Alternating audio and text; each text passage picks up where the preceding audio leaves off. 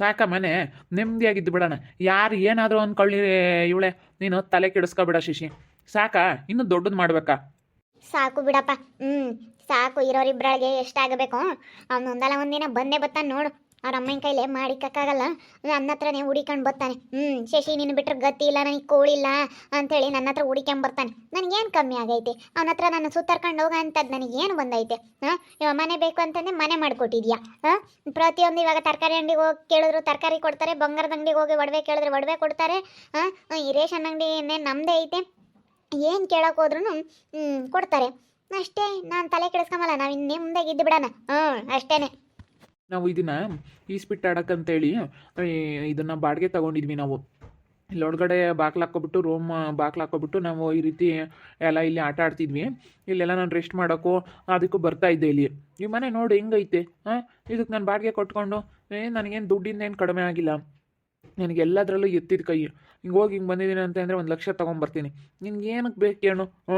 ನಿನ್ಗೇನು ಬೇಕಿದ್ರು ಒಡವೆ ಆಗಲಿ ಏನು ಬೇಕಿದ್ರು ನನಗೆ ಹೇಳು ನೀನು. ಅಷ್ಟೇ, ತಲೆ ಕೆಡಿಸ್ಕೊಬೇಡ. ನಾನು ಹೇಳ್ದೆ, ಯಾವತ್ತೋ ಹೇಳ್ತಾ ಇದ್ದೆ ನಾನು ನಿನಗೆ, ದುಡಿಯೋಕ್ಕಾಗಲ್ಲ, ಅವ್ನ ಕೈಲಿ ದುಡಿಯಲ್ಲ ಅಂದರೆ ಬೇಸಾಕ್ ಬಂದುಬಿಡಮ್ಮ ಅಂತ.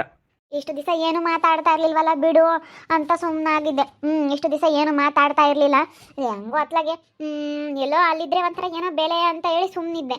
ಇವಾಗ ಇನ್ನು ತಲೆ ಕೆಡಿಸ್ಕೊಂಬಕ್ಕೆ ಹೋಗಲ್ಲ ಬಿಡು. ಅಲ್ಲಿರೋಕ್ಕೂ ಆಗಲ್ಲ ನನಗೆ. ಹೆಂಗೋ ಇಲ್ಲಿ ನೆಮ್ಮದಿಯಾಗಿರ್ತೀನಿ, ನೆಮ್ಮದಿಯಾಗಿರ್ಬೋದು ಬಿಡು ಇಲ್ಲಿ.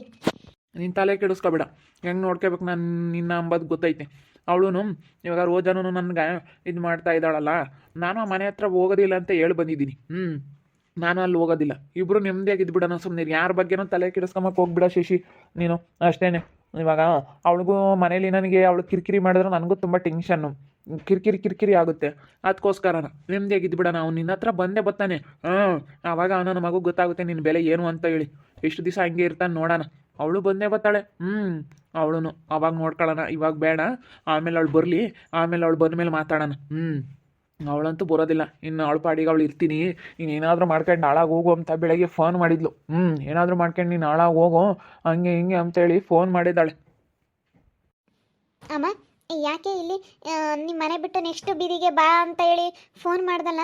ಯಾಕಮ್ಮ ಅಲ್ಲಂತೂ ಆ ಅಕ್ಕ ನೀನು ನೀನು ಎಲ್ಲೂ ಹೊರಗೆ ಹೋಗ್ಬೇಡ ಅಂತ ಹೇಳೋದು. ನಾನು ಹಿಂಗೆ ವಾಕ್ ಮಾಡ್ಕೊಂಡು ಬರ್ತೀನಕ್ಕ ಅಂತ ಬಂದೆ. ಯಾಕಮ್ಮ ಇಲ್ಲಿದ್ದೀರಾ? ನಿಮ್ಮಪ್ಪಗೆ ಎಲ್ಲ ವಿಷಯ ಗೊತ್ತಾತಮ್ಮ ಅಂಕಲ್ದು.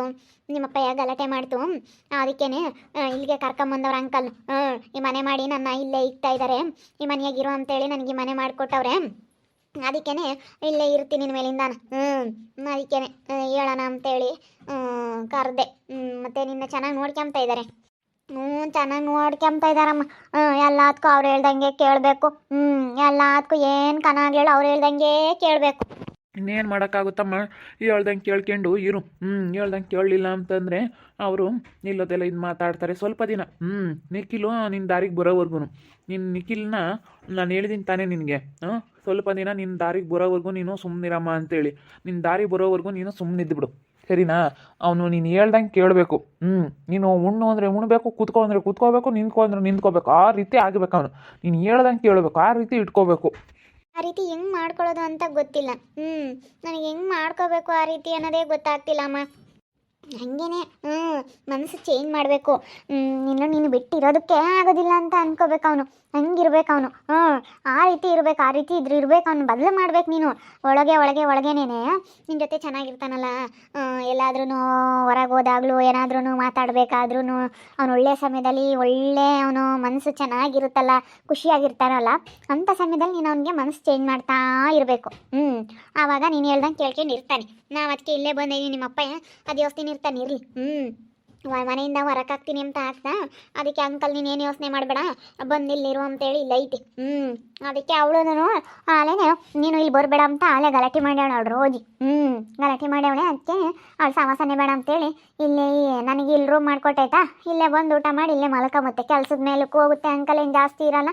ಕೆಲಸದ ಮೇಲಕ್ಕೆ ಹೋಗಿ ಬಂದಾಗ ಏನಾದರೂ ಬಂದರೆ ಇಲ್ಲಿ ಬರುತ್ತೆ ಅಷ್ಟೇ. ಇನ್ನೇನು ಮಕ್ಕಳಿಲ್ಲ ಮರಿಲ್ಲ ಏನಿಲ್ಲ, ಎಲ್ಲಿಗೂ ಅವ್ರೇನು ತಲೆ ಕೆಡಿಸ್ಕೊಂಬಕ್ಕೆ ಹೋಗಲ್ಲ. ನನಗೆ ಗೊತ್ತಾಗಲಿಲ್ಲ. ಯಾಕತ್ತು ಇಲ್ಲಿಗೆ ಹೇಳುತ್ತಲ್ಲ ಅಮ್ಮ, ಯಾಕೆ ಅಂತ ಅಂದ್ಕೊಂಡೆ. ಯಾಕತ್ತು ಅಂದ್ಕೊಂಡೆ. ಅಲ್ಲ, ಇವ್ರಿಗೇನಾದ್ರೂ ಗೊತ್ತಾದರೆ ಏನಂತ ಹೇಳ್ತೀಯಮ್ಮ ನೀನು? ಅಯ್ಯೋ ಕುಡ್ದು ತುಂಬ ಹಿಂಸೆ ಕೊಡೋನು ಇರೋದಕ್ಕಾಗಲಿಲ್ಲ ಅಂತ ಹೇಳ್ತೀನಿ. ಕುಡ್ದು ತುಂಬ ಗಲಾಟೆ ಮಾಡೋನು ಅಂತ ಹೇಳ್ತೀನಿ ಅಷ್ಟೇ. ನಾನು ಯಾಕೆ ಜಾಸ್ತಿ ಅವ್ರ ಹತ್ರ ಏನೂ ಹೇಳಕ್ಕೆ ಹೋಗಲ್ಲ.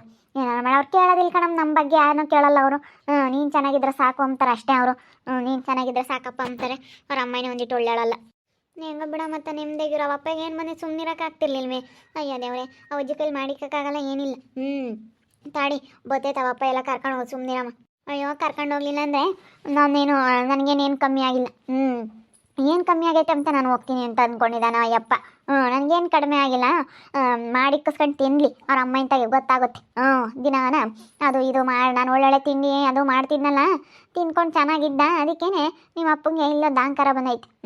ನೀವು ಮನೆಯಿಂದ ಹೊರಕ್ಕೆ ಹಾಕ್ಬಿಟ್ಟು ನಮ್ಮ ಹಿಡ್ಕೊಂಡು ಹೊಡೆದಪ್ಪ ಅಂಕಲ್ನ. ಅದಕ್ಕೆ ಅಂಕಲ್ ಪಾಪ ನೀನು ಸವಾಸನೆ ಬೇಡ ಬಾ ಸುಮ್ಮನೆ ಇದ್ದು ಬಿಡು ಅಂತ ಮನೆಯಿಂದ ಬ್ಯಾಗ್ ತೆಗೆದು ಹೊರಕ್ಕೆ ಹಸ್ತ. ಯಾಕೆ ಸುಮ್ಮನೆ ಎಲ್ಲ ಆಗ್ದಿಲ್ದವ್ರು ಇದ್ರಿಗೆ ಯಾಕೆ ಅಂತೇಳಿ ನಾನು ಅದಕ್ಕೆ ಸುಮ್ಮನೆ ಊರಿನ ಸವಾಸನೆ ಬೇಡ ಅಂತೇಳಿ ಅದಕ್ಕೆ ಬಂದುಬಿಟ್ಟೆ. ಊರು ಬಿಟ್ಟು ಬಂದು ಇಲ್ಲಿ ರೂಮ್ ಮಾಡ್ಕೊಂಡು ಇಲ್ಲಿ ಇದೀವಿ. ಸುಮ್ಮನೆ ಸವಾಸನೆ ಬೇಡ, ಇಲ್ಲೇ ಇದ್ರೆ ನೆಮ್ಮದಿಗೆ ಇಲ್ಲಿ ಇದ್ಬಿಡ್ಬೋದು. ಅಲ್ಲಿ ಹೊಟ್ಟೆ ಉರುಕರು ಜನ ಜಾಸ್ತಿ. ಊರ ಅಂದಮೇಲೆ ಹೊಟ್ಟೆ ಉರಿ ಇರೋರು ತುಂಬಾ ಇರ್ತಾರೆ. ಅದಕ್ಕೇನೆ ಅಂಥವ್ರ ಬಗ್ಗೆ ಎಲ್ಲ ನಾನು ತಲೆ ಕೆಡಿಸ್ಕೊಂಬಕ್ಕೆ ಹೋಗ್ಬಾರ್ದು ಅಂತೇಳಿ ನಮ್ಮ ಪಾಡಿಗೆ ಬಂದು ನಾವು ಇಲ್ಲಿದ್ದೀವಿ. ಬಂದೇ ಬರ್ತಾ ನೋಡಿ, ನನ್ನ 3 ದಿವಸಕ್ಕೆ ಇನ್ನು ನನ್ನ ಹತ್ರ ಬಂದಿರ್ತಾನೆ ಅವನು. ಇನ್ನು 3 ದಿವಸಕ್ಕೆ ನನ್ನ ಕಾಲು ಕೆಳಗೆ ಬಂದು ಶಶಿಕಲಾ ತಪ್ಪಾಯ್ತು ಶಶಿ ತಪ್ಪಾಯ್ತು ಶಶಿ ಅಂತ ಹೇಳಿ ಬಂದು ನನ್ನ ಕಾಲು ಹಿಡ್ಕೋಬೇಕು. ನಾವು ಚೆನ್ನಾಗಿದ್ರೆ ರೋಜಾನು ಬತ್ತಾಳೆ, ನಿನ್ನ ಗಂಡನೂ ಬತ್ತಾನೆ. ಸುಮ್ಮನಿರು, ನಿನ್ನ ತಲೆ ಕೆಡಿಸ್ಕೊಬೇಡ. ಅವಾಗ ಬೇಕಾದ್ರೇ ನಾನು ಹೋಗ್ಕೊಂಡು ಇರ್ತೀನಿ. ಅವರೇ ಅವಾಗ ಬಿಡು ಇವ್ರು ಏನೇ ಅಂದರು ದೂರ ಆಗಲ್ಲ ಇವರಿಬ್ರು ಅಂತೇಳಿ ಇಬ್ಬರು ಸುಮ್ಮನೆ ಆಗ್ತಾರೆ. ನಿನ್ನ ಗಂಡನೂ ಸುಮ್ಮನೆ ಆಗ್ತಾನೆ, ನನ್ನ ಹೆಂಡ್ತಿನೂ ಸುಮ್ಮನೆ ಆಗ್ತಾಳೆ. ನಮ್ಮ ಪಾಡಿಗೆ ನಾವು ಆರಾಮಾಗಿರ್ಬೋದು. ಆರಾಮಾಗಿ ತಲೆ ಕೆಡಿಸ್ಕೊಬೇಡ. ನೀನು ಏನು ತರಕಾರಿ ಬೇಕಾ ಹೋಗಿ ಕೇಳಿ, ನಿನಗೆ ಎಷ್ಟಾದರೂ ತರಕಾರಿ ತಗೊಂಬ. ಚಿಕನ್ ಮಟನ್ ಅಂಗಡಿ ಏನು ಬೇಕಂದ್ರೆ ನಾನೆಲ್ಲ ನಿನ್ಗೆ ಹೇಳಿದ್ದೀನಿ ತಾನೆ. ನೀನು ಹೋಗಿ ಮಕ ತೋರಿಸ್ತಿದ್ದಂಗೆ ಅವ್ರು ಕೊಡ್ತಾರೆ. ಏನು ಕೊಡ್ಲಕ್ಕ ಅಂತಾರೆ. ನಾನು ಆ ರೀತಿ ನೀನು ಇಟ್ಕೊಂಡಿರೋದು. ಆ ರೀತಿ ಹೇಳಿರೋದು ನಾನು. ಯಾರಿಗೆ ಆಗಲೇಳು, ಒಡವೆ ಅಂಗಡಿಲಿ ಆಗಲೇಳು, ಏನಕ್ಕಾಗಲೇಳು, ಎಲ್ಲದಕ್ಕೂ ನಾನು ಹೇಳಿರೋದು.